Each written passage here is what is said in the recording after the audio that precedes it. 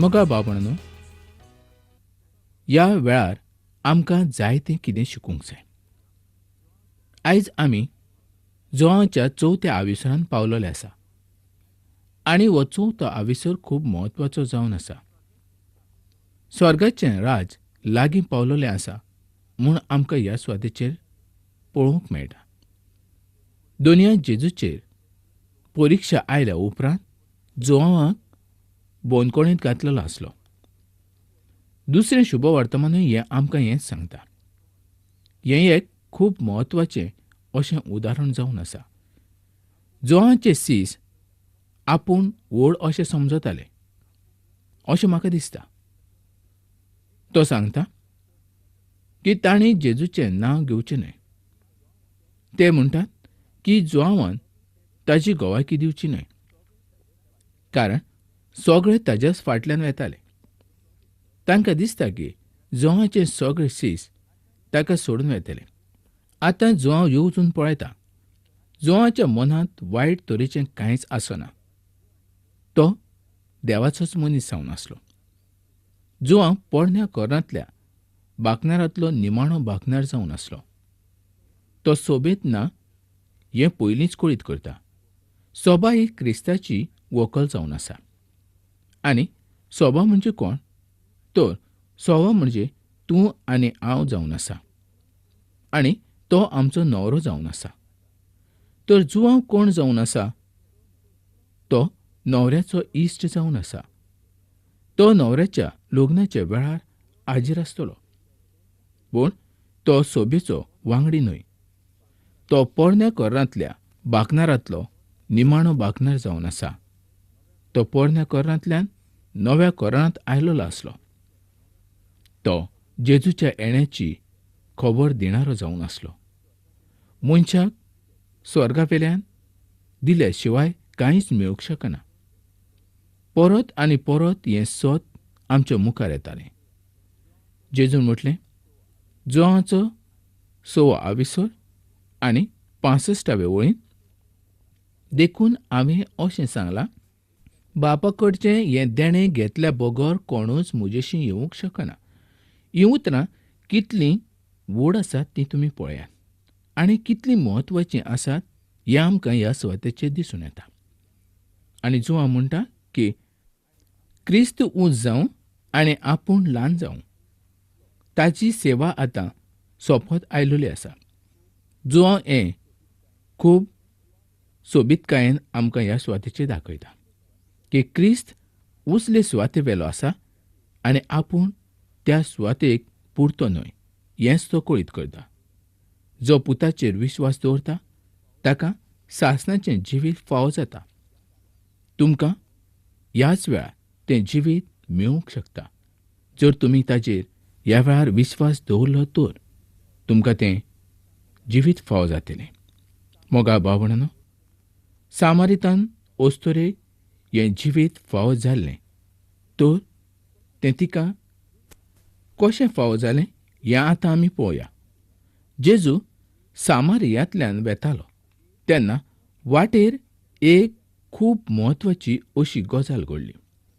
ती गजाल आमी जोआच्या चवथ्या आविसरांत पळयतले.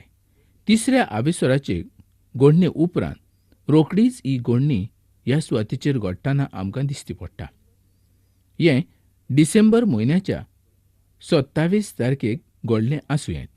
ह्या वेळार बाप्तिजम करणारो जोआव बोनकोणेंत आसलो. जेन्ना जोआवाक बोनकोणेंत घाल्लो तेन्ना जेजू जुदियांतल्यान गेल्लो आसलो आनी त्या सुवातेवेल्यान तो गालियांत रावंक आयलोलो आसलो. ताणें जुदिया कित्याक सोडलें? तर त्या सुवातेचेर जें कितें घडलें तें पळोवंक तो सोदिनासलो. लक्षांत घेयात मोगा भावंडांनो, जें कितें तो करतालो तें सगळें देवाचे येवजणेन आनी खुशेन करतालो. ताणें सारकेंच सांगलेलें आसलें की तो बापाची खुशी करूंक ह्या संवसारांत आयलोलो आसलो. तो आपणाच्या जिविता विशीं उलयना. तो म्हणटा, जोआचो 10वो आविसर आनी 18वे वळीन, कोण म्हजो जीव काडिना पूण म्हजेच खुशेन हांव म्हजो जीव दितां. म्हजो जीव दिवंक म्हाका पदवी आसा आनी तो परत घेवंकूय म्हाका पदवी आसा. ही आज्ञा म्हज्या बापान म्हाका दिल्या.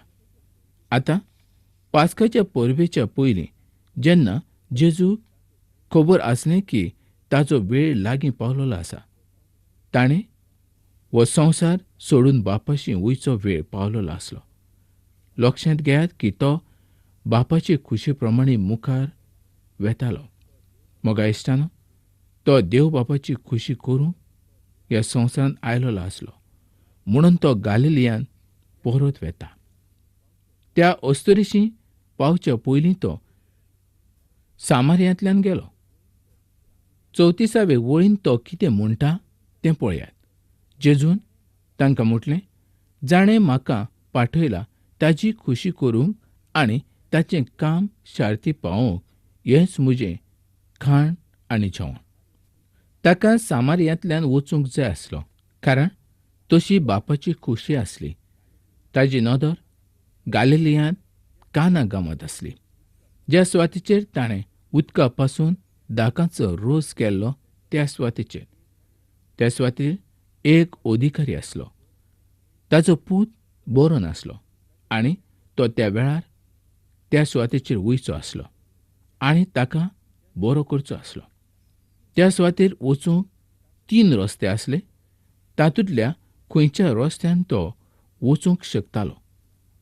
सामारियांतल्यान एक वाट आसली. आयज सुद्दां ती वाट तशीच आसा, व तो दुसरे वाटेनूय वचूंक शकतालो. योसेफस हो इतिहासकार सांगता की जरी सामारियांतल्यान नीट रस्तो आसलो तरी तो त्या वाटेन केन्नाच वचूंक नासलो. आनी आतां तो ह्या वेळार त्या सुवातेवेल्यान वेता. आनी ही देवाची येवजण जावन आसली. आनी ही येवजण देवाचे खुशे प्रमाणे आसली.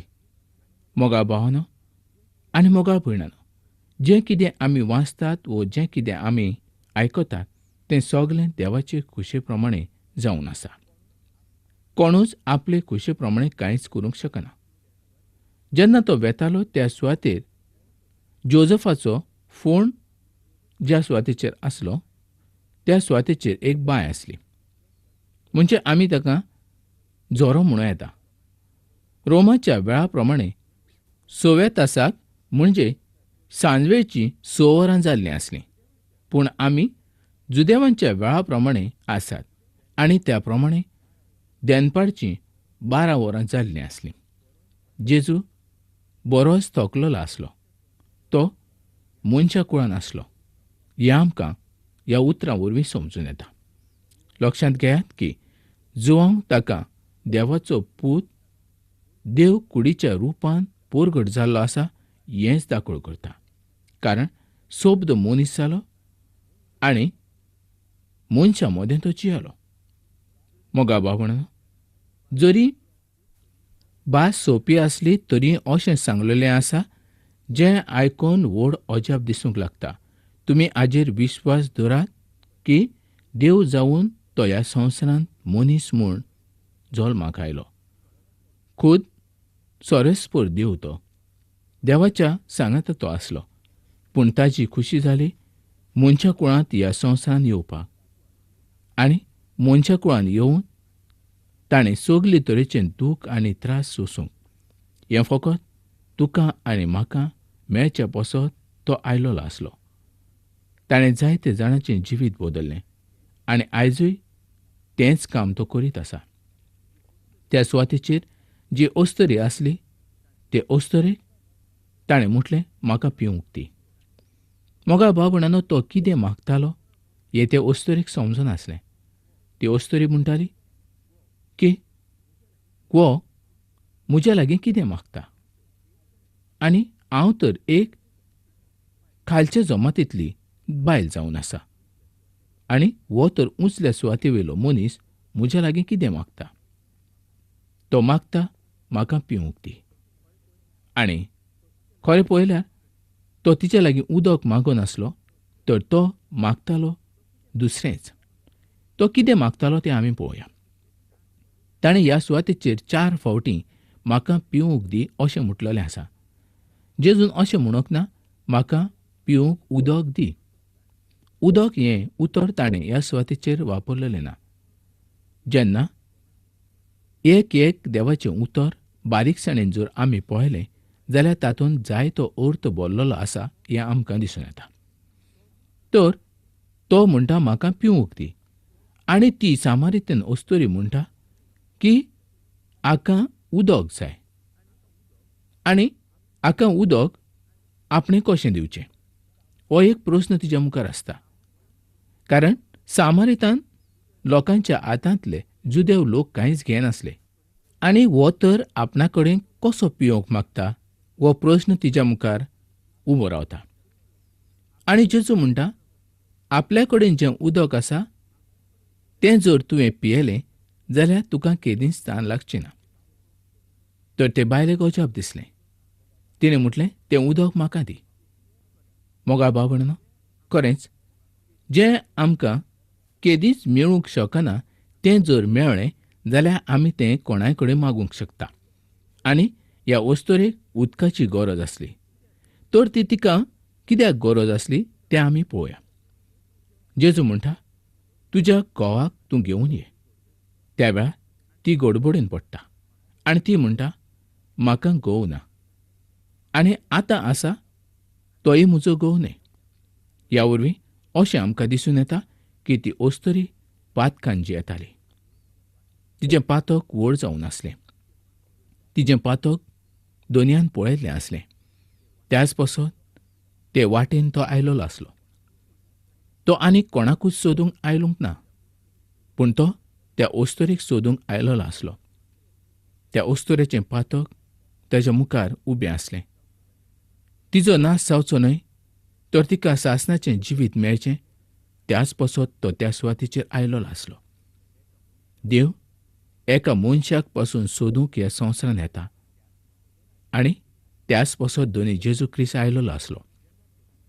जेन्ना ते अस्तोरेक ताणें सांगलें तुज्या घोवाक तूं घेवन यो तेन्ना तिणेन सोत उलयलें. आनी जो कोण देवाक सोत सांगता तो देवाक आवडटा आनी ताजीं पातकां भोगसता. जर ताणें सोत सांगूंक नासलें जाल्यार तिका थारोवन फावो जावचें नासलें. जेन्ना जेजूच्या तोंडांतल्यान उतरां तेणें आयकलीं तेन्ना ती गांवांत गेली आनी ती गोवायकी जाली. आनी तिणें म्हटलें म्हजें जिवीत सांगणारो जो आसा तो ह्या सुवातेचेर आसा. तोच क्रिस्त काय जाल्यार तुमी पळयात. तेन्ना जायतो लोक आयलो आनी ताणें ताका पळयलो. मोगा भावंडांनो, खरेंच आमचें जिवीत जेन्ना दोनी जेजू ख्रिस्त बदलता तेन्ना आमी ताजी गोवायकी दिवंक जाय. आमच्या जिवितांत ताणें कितें केलां तें आमी दुसऱ्याक कळीत करूंक जाय. तेन्नाच दुसरो देवाशी येवंक शकता. दुसरो देवाक वाखाणूंक शकता. जर आमच्या जिवितांत जें कितें केलां तें आमी केदींच कोणाक सांगूंक ना जाल्यार बाकीचे लोक ह्या संवसारांत ताका कशें मानून घेवंक शकतले. मोगा भावंडांनो, सामारितन अस्तोरी तर पातकां जियेताली. ताजीं पातकां आमच्या मुखार उदकीं आसा कारण तिका जायते घोव आसले. आनी असले बायलेक लोक वायट नदरेन पळयतालो. त्याच पासत ती दनपारच्या वेळार त्या उदकाशी येताली. आनी ज्या वेळार कोणूच त्या सुवातेचेर नासता त्या वेळार ती येताली कारण बाकीच्या लोकांक ती भियेताली. पूण आयज ती कोणाकूच भियेना कारण आयज तिचें जिवीत बदललेलें आसलें. आयज ती गांवांत वेता आनी सगल्यांक कळीत करता. आपलें पातकी जिवीत जाणें उक्तापें केल्लें आसा ताजें नांव ती घेता. तोच क्रिस्त काय म्हूण तो जायते लोकांक ती घेवन येता. मोगा भावंडांनो, आयज तुजें आनी म्हजें जिवीत कशें आसा? हे सामारितन बायले सारकें आसा काय तें तिज्याहून बरें आसा? आयज जेजू तुका आनी म्हाका सोदूंक जर आयलो नासलो जाल्यार आमी ह्या संवसारांत मरून वेतले आसले. आमी कसले पिडेन आनी कसल्या रोगान मरतले आसले हें आमकांच खबर नासलें. पूण योग्य वेळार ताणें तुजो आनी म्हजो आवाज आयकलो. आमचीं कामां ताणें पळयलीं आनी आमकां ताणें ह्या संवसारांतले वेंचून काडले. जायते लोक आसात ते आजूनय ह्या सामर्थ्येन अस्तुरे भशेन चलतात. जायतीं बायलां आसात तांचें जिवीत आजूनय वायट तरेन भरलेलें आसा. तीं आपल्याच वायट कामांनी आसात. जायते तरेचीं वायट कामां तीं करतात. तांकां दिसता आमच्या जिवितांत आनी कांयच बरें पडना. जें आमी कितें करतात तेंच आमचें जिवीत जावन आसा. आमचो शेवट तर जातलोच, तर आनी बरें म्हणटा तें कांयच ना अशें तांच्या मनांत आसा. पूण मोगाळ भावांनो, मोगाळ भयणांनो, अशें समजूं नाका. देव सगल्यांक नवें जिवीत दिवंक शकता. जेजू त्याच पासत ह्या संवसारांत आयलो. जेजू वायट मनशांक सोदूंकूच आयलो. बऱ्या मनशांक ताणें वेंचून काडलें ना. जे पातका शिवाय आसले वो पातक जाणें मानून घेवंक ना ताका ताणें वेंचून काडूंक ना. पूण जाणें पातक कबूल केलें आनी जो पातकी म्हूण मानून घेता ताकाच तो नवें जिवीत दिता. सामर्थ्यान अस्तुरेन तर आपलें पातक ताच्या मुखार उक्तें केल्लें आसलें. ती म्हणटा आपल्याक घोव ना. खरें पळयल्यार तिका जायते घोव आसले आनी तांच्या सांगाता ती जियेताली. आयज तो तुका आनी म्हाका पळयता. आमचें जिवीत ताच्या मुखार उक्तें आसा. आमच्या जिवितांत बरें कितें आनी वायट कितें आसा तें तो जाणा आसलेलो देव जावन आसा. तर मोगा भावांनो, मोगाळ भयणांनो, आमकां तान लागलेली आसा जाल्यार आमी ताजे कडलें उदक घेवया. उदक जावन आसा पवित्र आत्मो. जेन्ना पवित्र आत्मो आमच्या थंय येता तेन्ना आमचें जिवीत पूर्ण बदलून वता. जेन्ना काना गांवांत लग्नाक आमी पळयल्लें आसलें की तीं दोणां कशीं आसलीं आनी तीं उदकान ताणें भरलेलीं आसलीं. आनी आयज तो तुका आनी म्हाका भरूंक पळयता. तुका आनी म्हाका पवित्र आत्म्यान तो भरूंक पळयता. मोगा भावांनो, मोगा भयणांनो, आमी रिकामी जावंक जाय. त्या दोणा सारके आमी जावंक जाय. तेन्नाच तो आमकां भरतलो. त्या सामर्थ्यान अस्तुरेन आपलें जिवीत परगट केलें. आनी जेन्ना कोण आपलें जिवीत ताच्या मुखार लिपोवन दवरता तेन्ना ताका जिवीत मेळूंक शकना. तो आमकां दोनी तरेचें जिवीत दिवंक शकता. एक तर सासणाचें जिवीत ना तर कुडीचें जिवीत. कारण हें दोनी जिवीत दिल्ले जायतीं उदाहरणां ह्या पवित्र पुस्तकांत आमकां मेळिल्लीं आसा. जेन्ना आमी पळयलें लाजरसाक ताणें 3 दिसां उपरांत जिवंत केल्लो आसलो. ताका ताणें कुडीन जिवंत केल्लो आसलो. ताका आत्म्यानूय ताणें जिवंत केल्लो आसलो.